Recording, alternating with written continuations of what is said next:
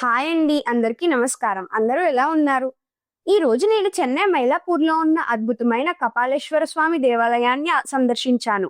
ఈ దేవాలయం పురాణాల్లో దేవతల యొక్క ప్రాధాన్యతను కలిగి ఎంతో అద్భుతంగా ప్రసిద్ధి చెందింది.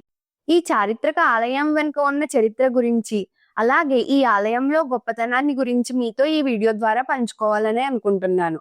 వీడియో స్కిప్ చేయకుండా చివరి వరకు చూడండి.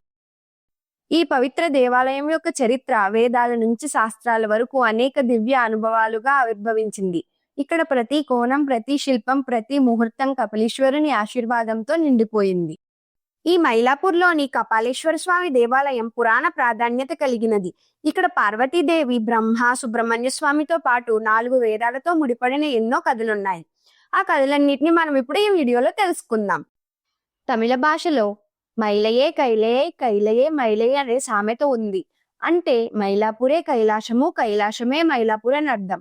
అంటే మైలాపురాన్ని దర్శించడం వల్ల కైలాసాన్ని దర్శించుకున్న పుణ్యం లభిస్తుందని అర్థం. ఈ మైలాపూర్కి సంబంధించి అనేక పురాణ కథలు ప్రచారంలో ఉన్నాయి. పరమశివుడు పార్వతీదేవికి ఓం నమః శివాయ అనే పంచాక్షరి మంత్రంతో పాటు విభూది ధారణ వల్ల కలిగే ప్రయోజనాలను వివరిస్తూ ఉంటాడు. సమయంలో పార్వతీదేవి తన దగ్గరకు వచ్చిన నెమలి పట్ల ఆకర్షితురాలవుతుంది. దీంతో పరమశివుడు కోపించుకుని పార్వతీదేవిని నెమలిగా మారిపోవాలని శాపం పెడతాడు. అటుపై కోపం తగ్గిన తర్వాత పార్వతీదేవికి శాప విమోచన రహస్యం కూడా చెబుతాడు. దాని ప్రకారం పార్వతీదేవి ప్రస్తుతం మైలాపూర్లో ఉన్న చోటే నెమలి రూపంలోనే 1000 ఏళ్లు తపస్సు చేస్తుంది. పార్వతీదేవి నెమలి రూపంలో తపస్సు చేసిన ప్రాంతం కాబట్టి దీనికి మైలాపూర్ అని పేరు వచ్చినట్లు చెబుతారు. తమిళంలో మైలు అంటే నెమిలి అని అర్థం. అదే విధంగా ఒకసారి శుక్రాచార్యుడు తన పోగొట్టుకున్న ఒక కన్నును తిరిగి పొందడానికి ఇక్కడే శివుడి గురించి తపస్సు చేశాడని చెబుతారు. అందువల్లే మైలాపూర్కి శుక్రాపురి అని పేరు కూడా ఉంది. 4 వేదాలు ఆ పరమశివుణ్ణి ఇక్కడే అర్థించాయి. అందుకే ఈ మైలాపూర్కు వేదపురి అని పేరు కూడా ఉంది. అంతేకాక ఈ మైలాపూర్లోనే సుబ్రహ్మణ్య స్వామి తన ఆయుధమైన శక్తివేలును పార్వతీదేవి నుంచి పొందారని చెప్తారు. అందుకే ఇక్కడికి వెళ్తే విజయం సంభవిస్తుందని అంటారు. ఇది ఇలా ఉండగా ఇక్కడ ఉన్న పరమేశ్వరుణ్ణి కపాలేశ్వర్ అని పిలవడం వెనుక ఒక పురాణ కథ దాగి ఉంది. దాని ప్రకారం ఒకసారి కైలాసంలో త్రిమూర్తుల ఆధ్వర్యంలో ఒక చర్చ జరుగుతూ ఉంటుంది. ఆ చర్చలో బ్రహ్మ శివుడి పట్ల అహంకారంతో ప్రవర్తించి నిందిస్తాడు. దీంతో కోపగించుకున్న పరమేశ్వరుడు ఆ బ్రహ్మ తలలో ఒక తలను నరికేస్తాడు. దీంతో బ్రహ్మ తన తప్పును తెలుసుకుని పాప పరిహారం సూచించమని అడుగుతాడు.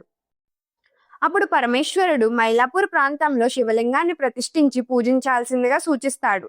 దీని ప్రకారం బ్రహ్మ మైలాపూర్కి వచ్చి అక్కడ శివలింగాన్ని ప్రతిష్ఠించి పూజిస్తాడు. అటుపై బ్రహ్మకు తన తల తిరిగి వస్తుంది. బ్రహ్మ తలను తిరిగి ఇప్పించాడు కాబట్టి ఇక్కడ పరమశివుణ్ణి కపాలేశ్వర్ అని అంటారు. మైలాపూర్లో పరమశివుడు కపాలీశ్వరుడుగా లింగ రూపంలో పూజలు అందుకుంటూ ఉంటే పార్వతీదేవి కర్పంగల్ పేరుతో భక్తులకు దర్శనమిస్తుంది. కర్పంగల్ అంటే కోరికలు తీర్చే చెట్టు అని అర్థం. ఈ దేవాలయం భారతీయ వాస్తుశైలి దేవాలయానికి ప్రత్యక్ష ఉదాహరణ. ఈ దేవాలయాన్ని 7వ శతాబ్దంలో నిర్మించినట్లు తెలుస్తుంది. ఈ దేవాలయంలో కపాలీశ్వరుడు మరియు కర్పంగల్ అంటే అమ్మవారు వేరువేరు దేవాలయాల్లో ఉండడం విశేషం. ఇక్కడ ఈ దేవాలయం 2 గోపురాలు కలిగి ఉంటుందండి. తూర్పు వైపున ఉన్న గోపురం 40 మీటర్లు ఎత్తు ఉంటే పశ్చిమ వైపున ఉన్న గోపురం దానికంటే కొంచెం తక్కువ ఎత్తులో ఉంటుంది. ఈ గోపురాల పైనున్న శిల్పాలు ఎంతో చూడముచ్చటగా ఉంటాయి.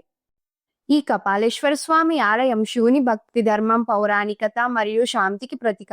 ప్రతి కోణంలో, ప్రతి గోడపై, ప్రతి విగ్రహంలో మన సనాతన ధర్మం యొక్క గొప్పతనాన్ని మనం ఈ దేవాలయంలో చూడవచ్చు.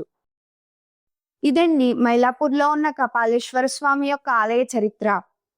ఈ ఆలయం యొక్క చరిత్ర మరియు శిల్పకళ, అనేక పూజా విధానాలు మన హిందూ ధర్మం యొక్క గొప్పదనాన్ని తెలియజేస్తాయి. ఇక మరిన్ని సనాతన ధర్మ మరియు మహాభారత వీడియోల కోసం మా ఛానల్ను సబ్స్క్రైబ్ చేసుకోవడం మర్చిపోవద్దు. పక్కనే ఉన్న బెల్ ఐకాన్ క్లిక్ చేసి ప్రతి వీడియోకి నోటిఫికేషన్ పొందండి. నెక్స్ట్ వీడియోలో మళ్ళీ కలుద్దాం. జై శ్రీరామ్.